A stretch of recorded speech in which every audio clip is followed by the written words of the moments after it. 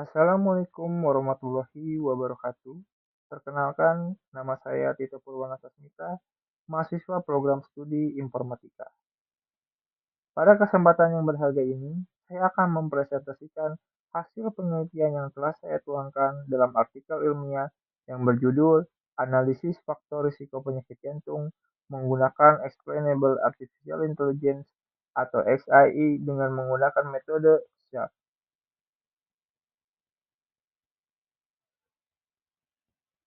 Penyakit kardiovaskular atau yang lebih kita kenal sebagai penyakit jantung merupakan isu kesehatan global yang sangat serius. Menurut WHO, ini adalah penyebab utama kematian di seluruh dunia. Fakta ini mendorong kita untuk mencari cara terbaik dalam melakukan deteksi dini. Seiring waktu, teknologi kecerdasan buatan atau AI telah menunjukkan potensi yang luar biasa. Model-model machine learning terbukti mampu memprediksi risiko penyakit jantung dengan akurasi yang sangat tinggi. Namun, di balik kehebatannya, ada sebuah paradoks. Model-model canggih ini seringkali beroperasi seperti kotak hitam atau black box. Mereka bisa memberikan output yang akurat, tapi tidak bisa menjelaskan mengapa mereka sampai pada kesimpulan tersebut.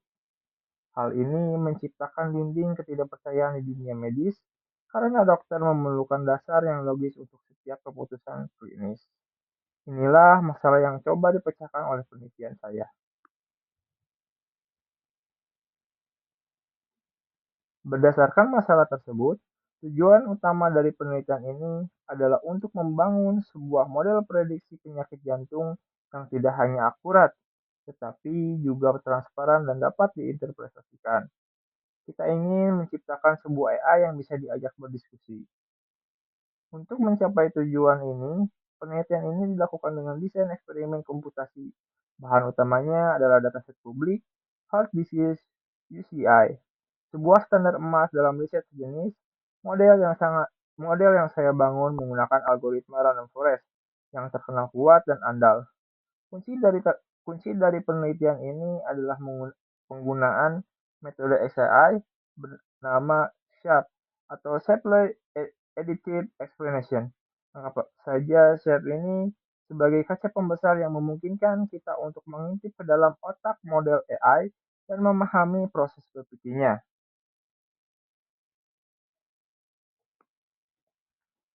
Langkah pertama adalah untuk mengukur seberapa baik model kita dalam memprediksi. Setelah dilatih, model diuji menggunakan data yang belum pernah ia lihat sebelumnya. Hasilnya, model ini berhasil mencapai tingkat akurasi yang sangat tinggi, sebesar 84%. Apa artinya angka ini? Ini berarti model mampu memberikan diagnosis yang benar untuk 84 dari 100 kasus dalam konteks medis yang kompleks. Ini adalah hasil yang sangat solid dan menunjukkan bahwa model kita memiliki kapabilitas prediktif yang andal. Akurasi ini menjadi validasi bahwa model kita layak untuk dianalisis lebih dalam. Setelah kita yakin modelnya akurat, sekarang faktor apa yang paling kamu pertimbangkan? Saat kita mendapat peringkat faktor risiko paling berpengaruh seperti yang terlihat pada grafik ini. Hasilnya sangat menarik. Model kita mendapatkan CA atau jumlah pembuluh darah utama yang terdeteksi sebagai faktor nomor satu, diikuti oleh CV, yaitu jenis nyeri dada, dan TO, hasil dari tes kelainan darah. Peringkat ini menunjukkan bahwa model kita belajar dari sinyal-sinyal klinis yang paling relevan, bukan dari data acak yang semakin membangun kepercayaan kita pada model.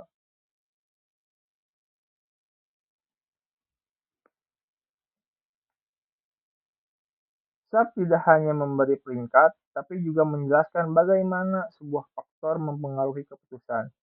Grafik ini menunjukkan logikanya secara visual. Mari kita lihat dua contoh. Pertama, untuk fitur CA, titik-titik merah yang berarti nilai CA-nya tinggi, semuanya ada di sisi kanan. Ini artinya semakin banyak pembuluh darah yang bermasalah, semakin kuat juga model yakin bahwa pasien tersebut berisiko tinggi. Kedua, kita lihat fitur Salage atau detak jantung maksimal. Di sini polanya terbalik. Titik-titik biru yang artinya detak jantungnya rendah justru berada di sisi kanan.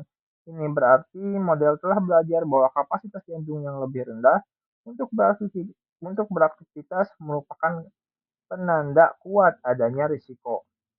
Dengan ini, visualisasi kotak hitam itu kini menjadi transparan.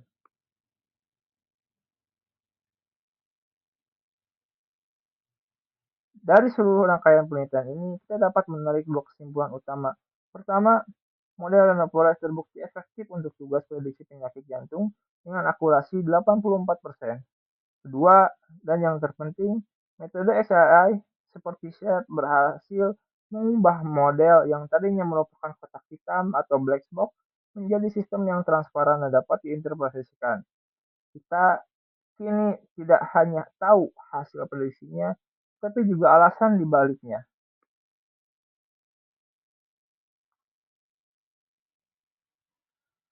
Lalu, apa dampaknya?